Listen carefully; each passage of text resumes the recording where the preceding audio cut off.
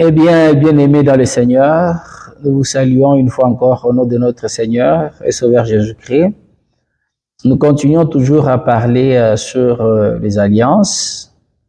Maintenant, ici, nous sommes en train de parler sur l'alliance avec les pierres. Est-ce que l'homme peut-il conclure une alliance avec les pierres? On avait déjà parlé de l'alliance avec les bêtes.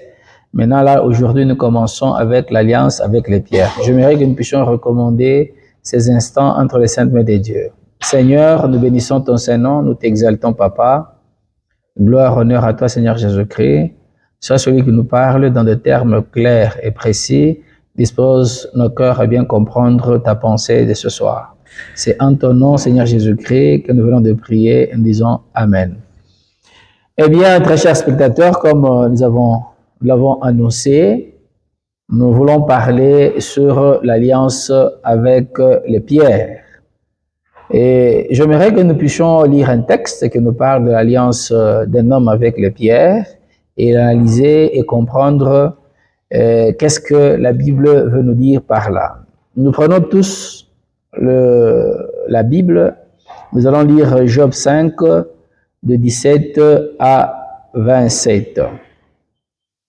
Que nous dit Job 5 de 17 à 27? La Bible dit « Heureux l'homme que Dieu châtie, ne méprise pas la correction du Tout-Puissant. » Je vais aller progressivement pour qu'on comprenne un peu les choses qu'on est en train de nous parler ici.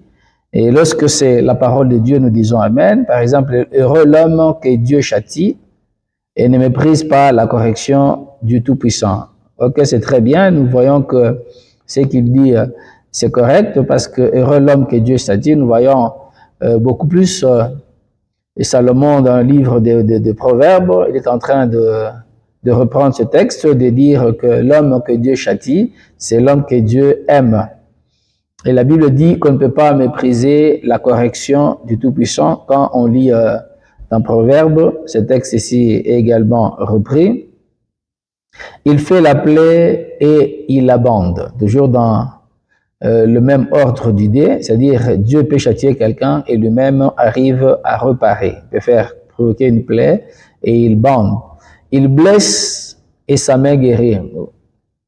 Toujours dans le même ordre d'idée, nous disons Amen parce que Dieu, il peut châtier une personne et c'est lui-même qui se lève pour apporter la solution. Il dit 6 fois, il te délivrera de l'angoisse. 6 fois, il te délivrera de l'angoisse. Comme la Bible dit que le malheur atteint souvent le juste, mais l'Éternel l'en délivre toujours. Et 7 fois, le mal ne t'atteindra pas. Non seulement que Dieu peut permettre en sorte qu'un malheur arrive à quelqu'un, et Dieu est à mesure de faire en sorte que le malheur ne puisse pas atteindre quelqu'un, comme il dit, toute arme forgée contre toi sera nulle et sans effet.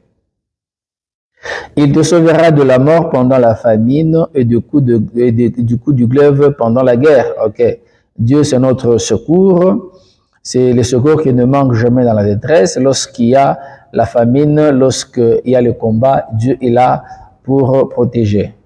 La Bible dit, tu seras à l'abri des fléaux de la langue et tu seras sans crainte quand viendra la dévastation. Ok, ici on dit que tu seras à l'abri du fléau de la langue. La Bible nous dit que toute langue qui se lèvera en justice contre toi, tu la condamneras, comme pour dire que ce que pourra produire la langue, qu'on peut condamner, et ça n'aura pas de fait. Tu auras de la dévastation comme de la famine. Voilà, parce que notre Dieu nous protège. Quand le diable peut se lever pour nous attaquer, nous allons rire de ça parce que cela ne nous atteindra jamais. Et il dit, et tu n'auras pas à redouter les bêtes de champ de la terre. Là, nous disons Amen. Maintenant, ici, qu'est-ce que le verset 23 nous dit ceci? Si je peux relier cette partie, le verset 23, il dit, tu n'auras pas à redouter les bêtes de la terre, car tu feras l'alliance avec les pierres des champs et les bêtes de la terre seront en paix avec toi.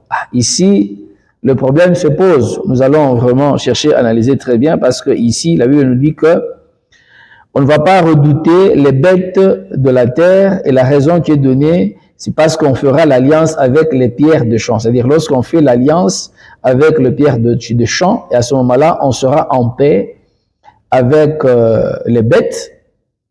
Et là, on ne va même pas les redouter. Bon, ici, je trouve que ça pose un peu de problème par rapport, je vois que déjà quelques textes de la Bible commencent déjà à s'énerver et il faudrait que nous puissions comprendre ce qui est clair ici.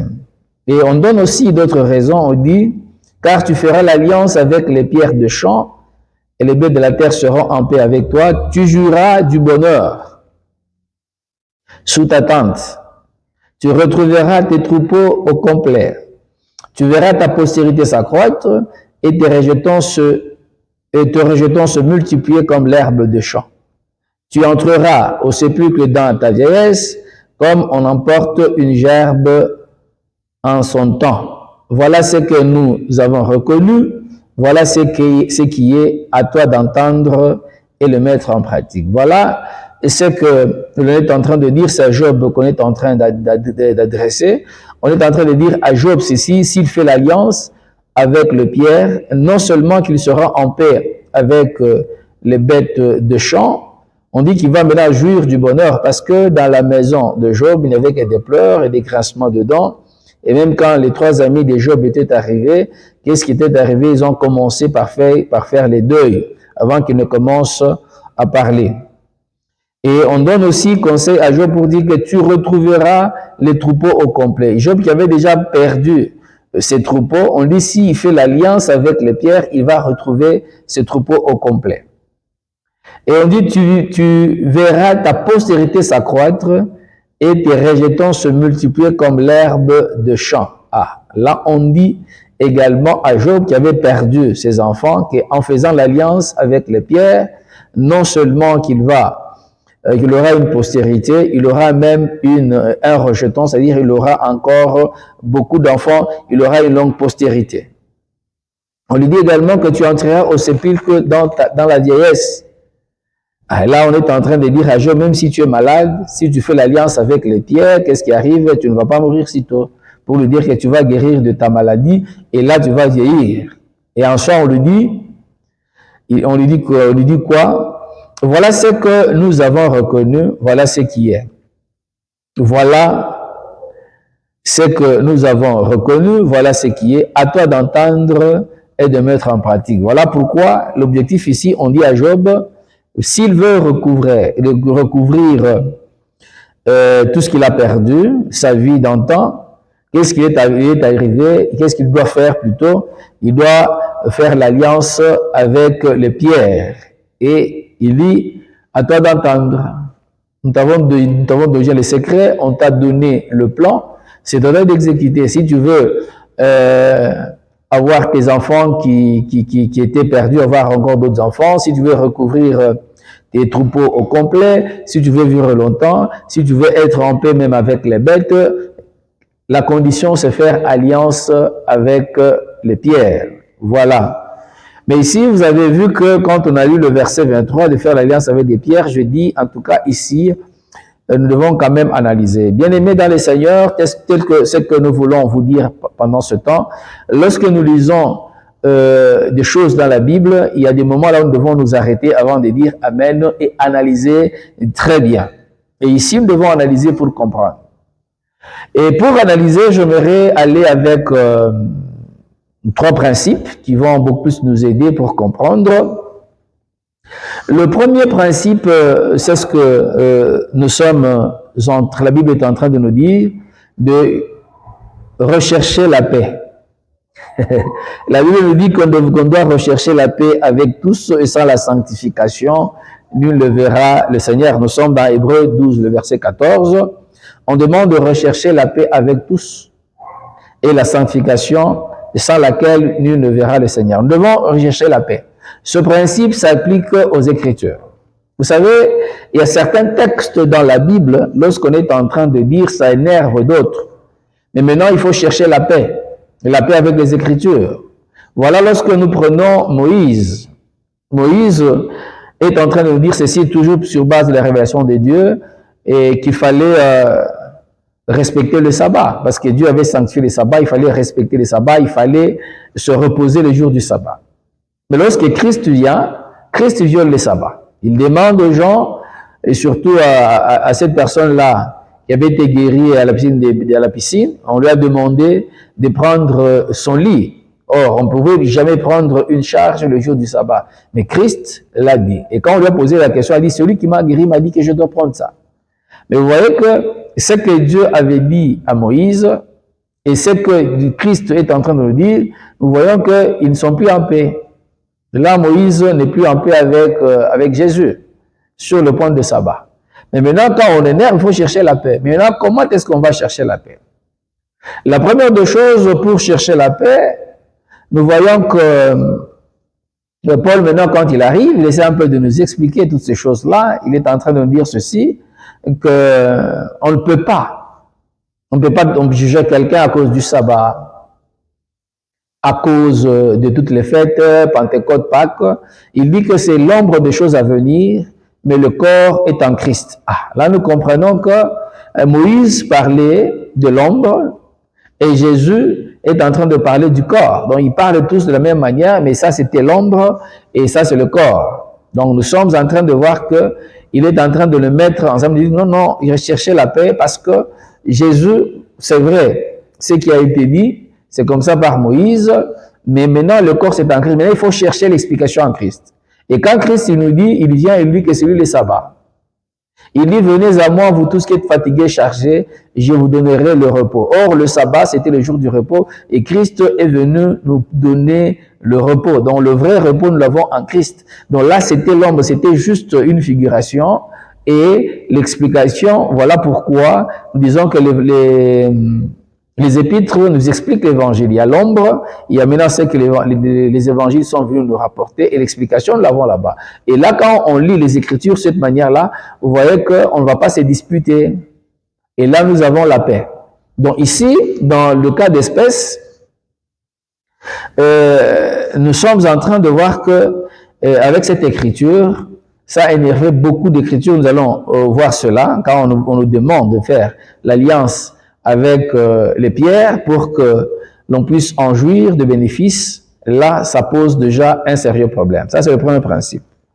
Le deuxième principe, c'est ce que nous retrouvons dans Hébreux 10, le verset 28.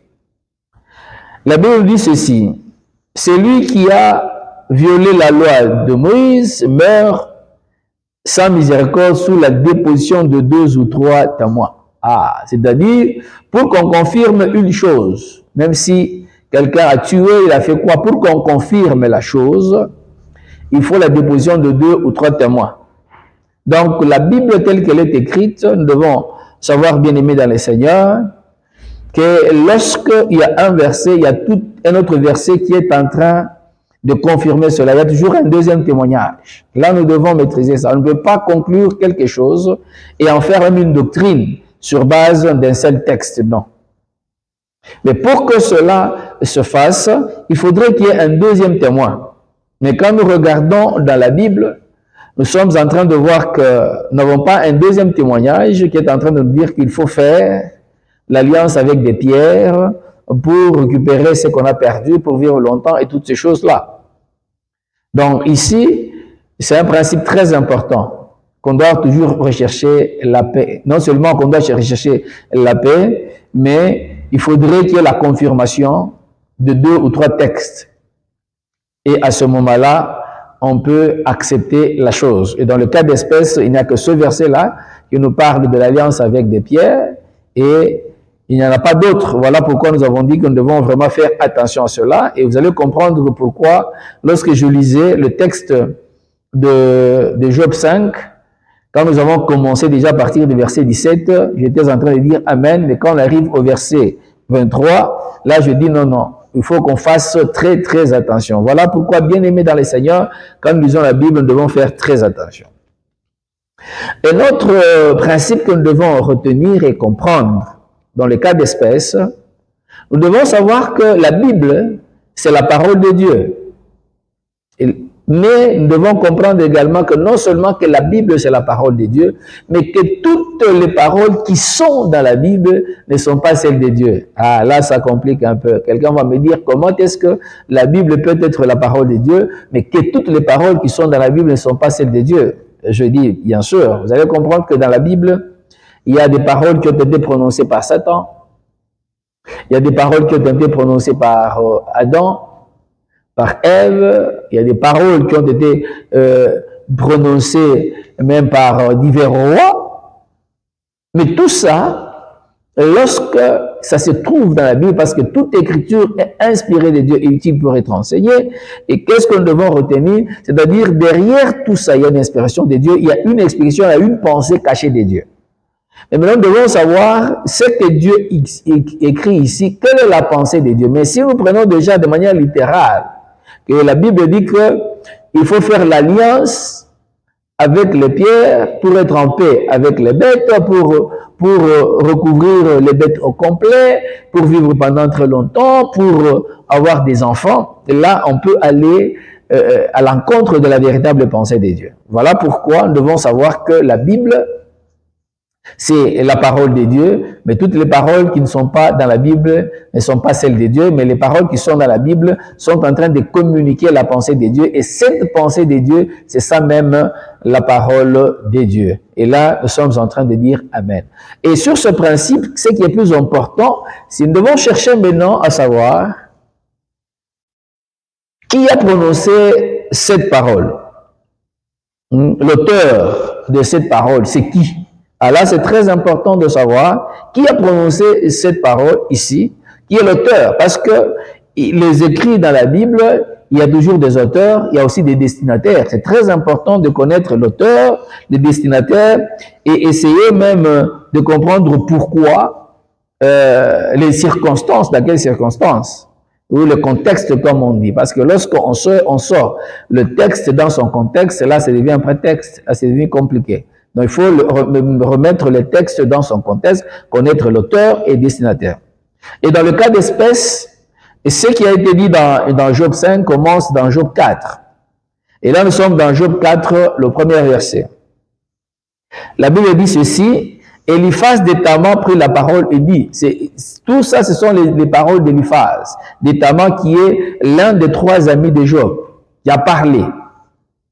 Donc, ce sont les paroles d'un des 3 amis de Job. Maintenant, nous devons savoir quel est le témoignage de la parole de Dieu par rapport à Eliphaz. Qu'est-ce que Dieu dit d'Eliphaz? Parce que nous savons, lorsque Satan parle, par exemple, lorsque nous disons, nous n'allons pas dire que ce que Satan a dit, nous disons, Amen, nous devons appliquer ça. Nous devons comprendre que si les paroles de Satan se retrouvent dans la Bible, dans ce contexte-là, qu'est-ce que Dieu veut nous dire? Qu'est-ce que nous devons retenir par là? Et ici, nous devons savoir quel est le témoignage. Est-ce que nous devons prendre tout ce qu'Eliphaz nous dit à 100% et dire Amen? Ou bien nous devons tamiser dans ce qu'Eliphaz dit? Parce que quand nous commençons ce texte ici, à partir du verset de Job 4 ici, du premier verset jusqu'à lorsque nous allons dans Job 5, avant le verset 23, nous allons voir que Eliphaz, ce qu'il disait là, c'était vraiment la parole de Dieu. Il a commencé d'abord par reconnaître même le comportement de Job, comment Job était, comment Job, par son comportement, par ses conseils, beaucoup de gens ont été fortifiés. Mais après là, il nous dit ça. Nous devons savoir, est-ce que, puisqu'il nous a dit des choses vraies, au début, est-ce que même ce qu'il nous a dit ici, nous devons toujours dire Amen? Point d'interrogation. Qu'est-ce que Dieu dit par rapport à Job? Par rapport à Eliphaz. Nous sommes dans Job 42, de 7 à 8. Job 42, de 7 à 8, nous lisons la parole de Dieu. Après que l'Éternel eut adressé ses paroles à Job, il dit à Eliphaz d'Étaman. Ok, il dit à Eliphaz d'Étaman. Que dit Dieu à Eliphaz d'Étaman? Ma colère est enflammée contre toi et contre tes 2 amis, parce que vous n'avez pas parlé de moi avec droiture comme l'a fait mon serviteur Job. Ah, donc c'est comme ça. Donc Dieu est en train de dire que sa colère s'est enflammée contre Eliphaz et contre les autres amis d'Eliphaz parce qu'ils n'avaient pas parlé avec droiture de Dieu à Job. Ah, et là nous comprenons qu'il y a déjà un problème. Nous continuons le verset 8. Il dit, prenez maintenant 7 taureaux et 7 béliers, allez auprès de mon serviteur Job et offrez pour vous un holocauste.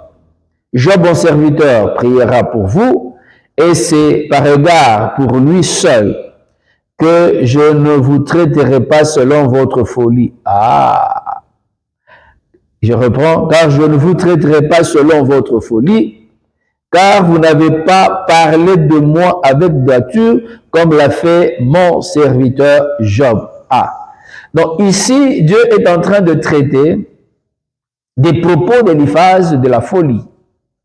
Il dit que vous n'avez pas parlé de moi avec droiture. Donc, comme pour dire que il y a des choses, la manière dont Éliphaz et les 2 autres amis de Job ont parlé de Dieu à Job, ils ne parlent pas avec droiture. C'est-à-dire qu'il y avait des choses qui étaient vraies, mais il y avait l'élément, il y avait des choses qui n'étaient pas vraies.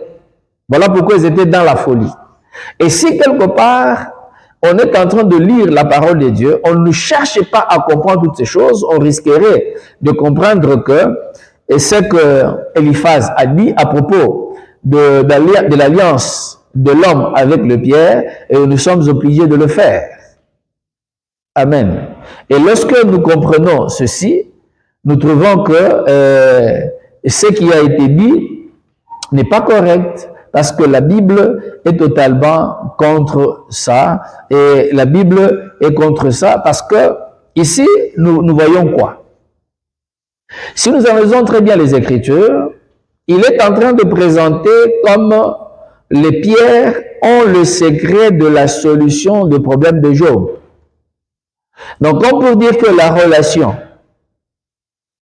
ou l'alliance entre Dieu et Job, cette alliance-là, pour Éliphaz, cette alliance-là ne pouvait pas donner la solution au problème de Job. Ou pour lui dire d'une autre manière que Job regarde, ta relation avec Dieu, cette relation-là a fait en sorte que tu arrives à perdre toutes ces choses-là.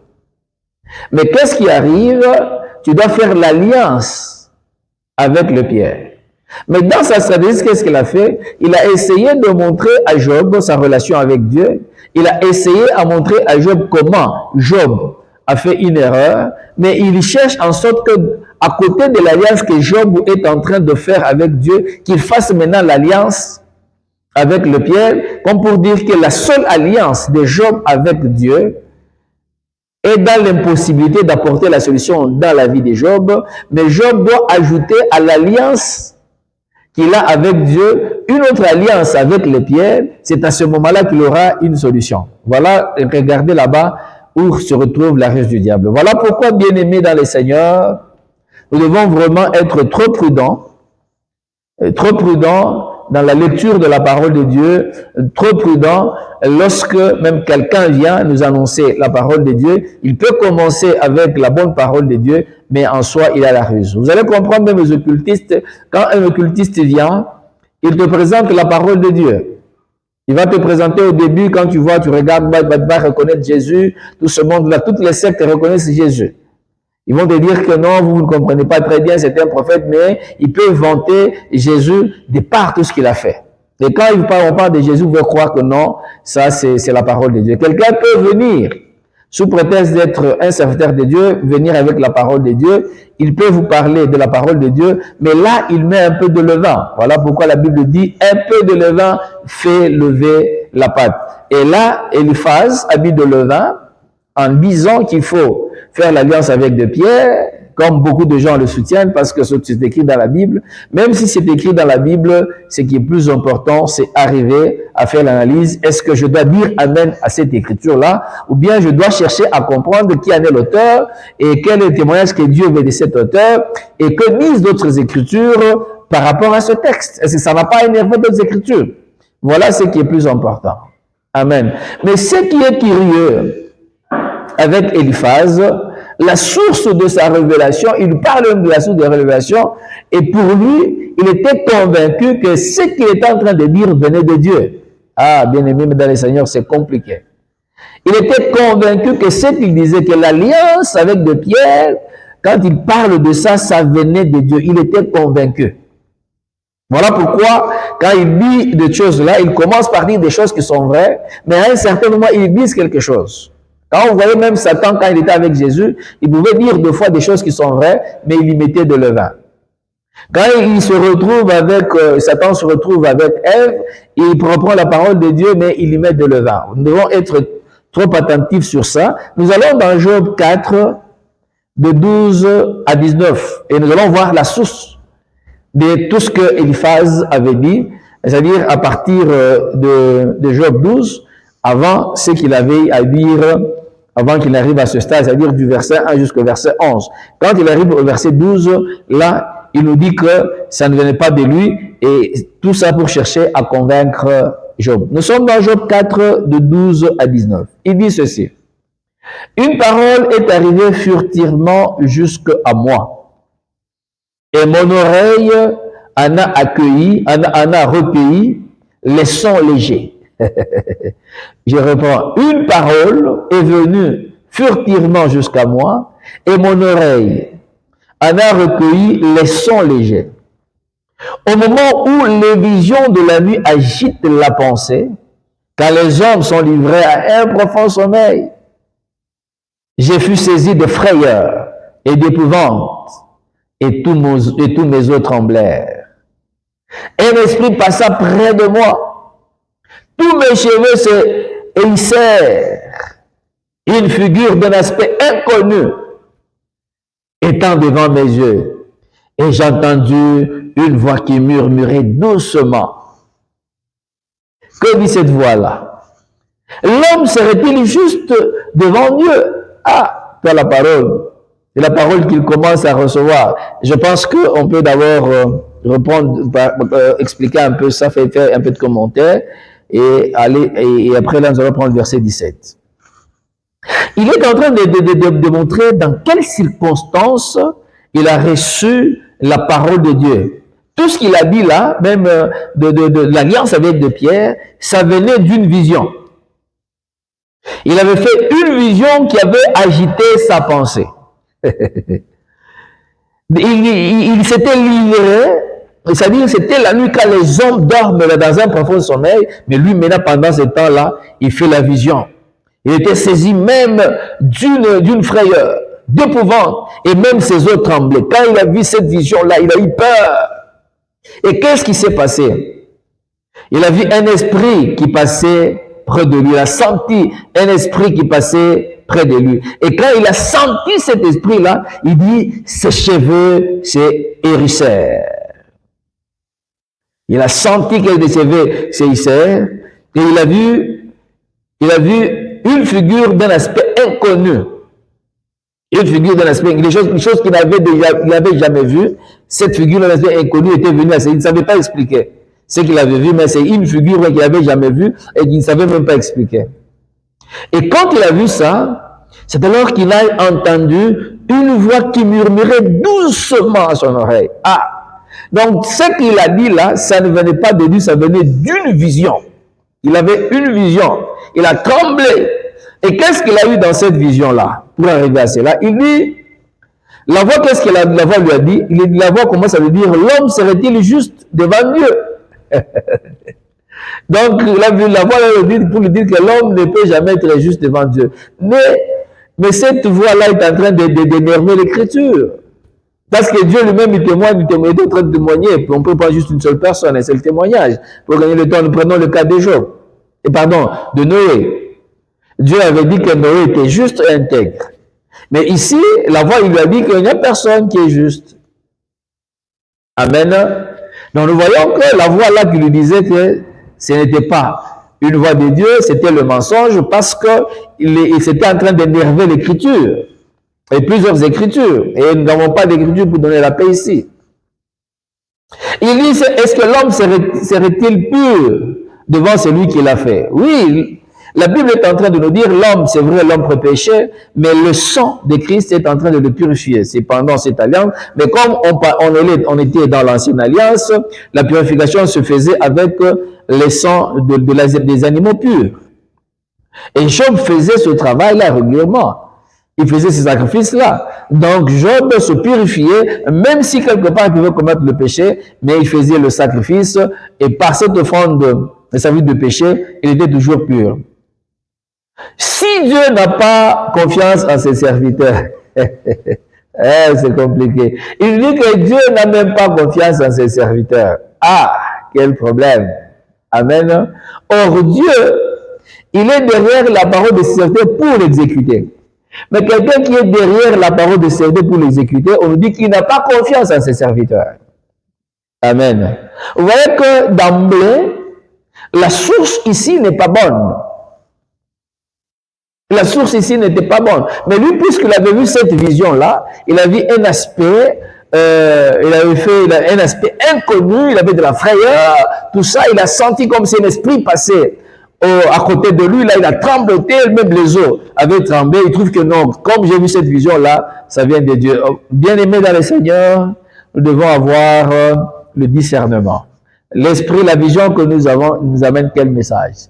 Est-ce un message de Dieu ou un mensonge? Et un message qui est en train d'énerver les Écritures.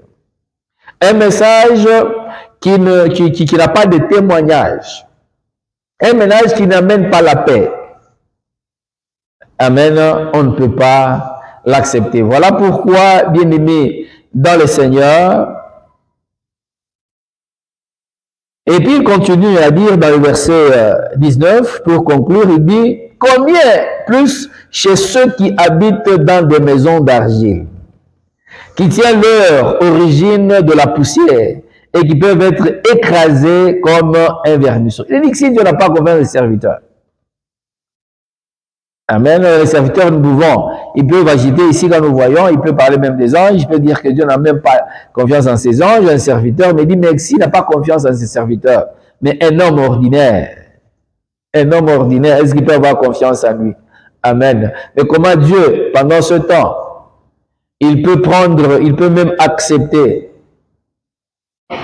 d'habiter dans le corps d'une personne si Dieu, ce même Dieu n'a pas confiance en serviteur. Amen. Bien-aimés dans le Seigneur, voilà pourquoi j'aimerais que nous puissions comprendre une chose. Si quelqu'un vient, même au nom de la révélation, il dit que moi j'ai vu Dieu. Moi, c'est Dieu qui m'a parlé. Et si sa révélation est en train de contredire la parole de Dieu, ne l'acceptons pas. Il faut dire que ça, c'est un esprit de séduction, c'est un esprit de mensonge. Amen. Voilà pourquoi vous allez comprendre ensemble avec moi qu'il y a, dans la Kabbale juive, il y a ce qu'on appelle les Talmud. Dans les Talmud, on dit qu'il y a l'interprétation orale de la Torah. C'est-à-dire quoi? Il y a des choses, ils disent qu'il y a des choses que Dieu avait dites à Moïse, mais Moïse ne les avait pas écrites dans la Torah. Et il en a parlé. Et comme ça n'était pas écrit, il dit qu'il y a des gens qui ont retenu ça. Et entre autres, je veux parler de la sémence de serpent. Il y a des gens qui disent que la sémence de serpent, Caïn, il est le fils du serpent, mais quand nous lisons dans la Bible, c'est la contradiction. La Bible ne soutient pas ça. La Bible est en train de montrer noir sur blanc que Caïn est le fils d'Adam. C'est confirmé noir sur blanc que c'est le fils d'Adam. Mais il va te dire que même c'est écrit comme ça, mais même si ce n'est pas dans la Bible, c'est une révélation que quelqu'un avait reçu, que Moïse avait reçu, mais il n'avait pas écrit ça dans la Torah. Donc voilà pourquoi c'est difficile que nous puissions voir ça dans la Bible. Voilà, quand quelqu'un peut venir pour contredire la Bible, en donnant des révélations sous prétexte que Dieu lui a dit, nous devons comprendre que ça c'est un mensonge. Amen. Et Paul est en train de nous dire ceci dans Galates 1, de 6 à 9. Qu'est-ce qu'il est en train de nous dire? Bien-aimés dans le Seigneur, une manière également de dire amen à ce que nous sommes en train de dire, c'est d'aimer cette vidéo-là. Vous appuyez, vous dites aimer cette vidéo-là, vous pouvez faire des commentaires, essayez de partager et même demander aux gens de s'abonner. Vous-même vous abonnez. Si vous n'êtes pas abonné, abonnez-vous de telle sorte que lorsque nous allons nous mettre prochainement à à publier, parce qu'à partir de maintenant, nous allons commencer à publier presque chaque semaine. Et après, là, nous allons avoir au rythme de publier même 2 à 3 vidéos par semaine. Et pour ne pas rater toutes ces choses-là, prière de vous abonner. Et nous continuons pour dire, Paul nous a donné un conseil pour que nous ne puissions pas tomber entre les mains des aventuriers qui viennent nous dire des choses sous prétexte de la révélation de Dieu, mais ces gens-là nous amènent le mensonge. Et qu'est-ce que nous lisons? Nous sommes dans Galates 1, des 6 à 9. La Bible me dit ceci. Je m'étonne que vous vous détourniez si promptement de celui qui vous a appelé par la grâce de Christ pour passer à un autre évangile. Je recommence. Je m'étonne que vous vous détourniez si promptement de celui qui vous a appelé par la grâce de Christ pour passer à un autre évangile. Non pas qu'il y ait un autre évangile, mais qu'il y ait des gens qui vous troublent et qui veulent renverser l'évangile de Christ.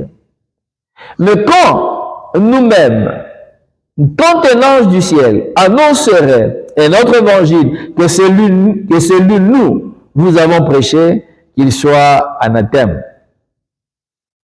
Nous l'avons dit précédemment, et je le répète, à cette heure, si quelqu'un vous annonce un autre évangile que celui que vous avez reçu, qu'il soit anathème. Nous disons Amen à la parole de Dieu. Gloire à Dieu. Et là, tu peux même, si tu es convaincu de ce verset, tu peux même tapoter là où c'est écrit « J'aime ».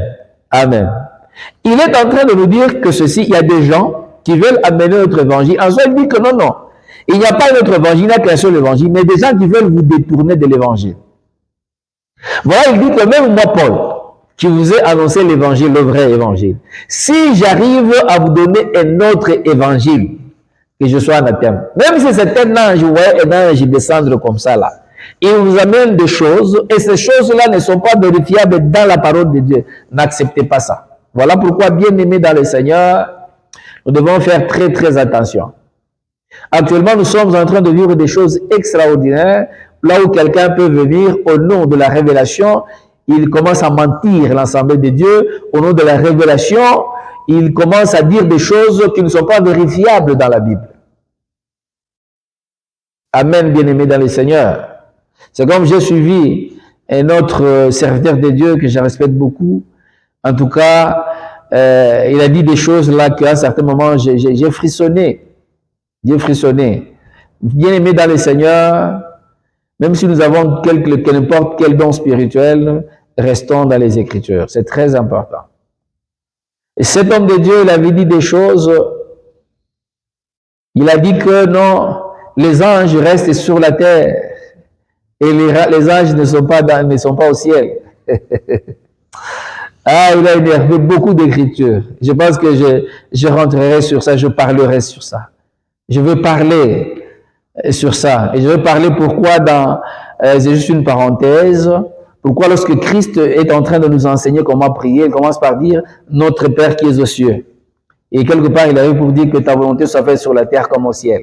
C'est très important. Nous allons comprendre toutes ces choses-là. Il a dit, le mouvement des anges est seulement de bas vers le haut. Il a fait aussi les Écritures, il a pris une Écriture. Dire que non, non, c'est parce que à Bethel, le mouvement et que l'ange avait vu, ou bien que Jacob avait vu,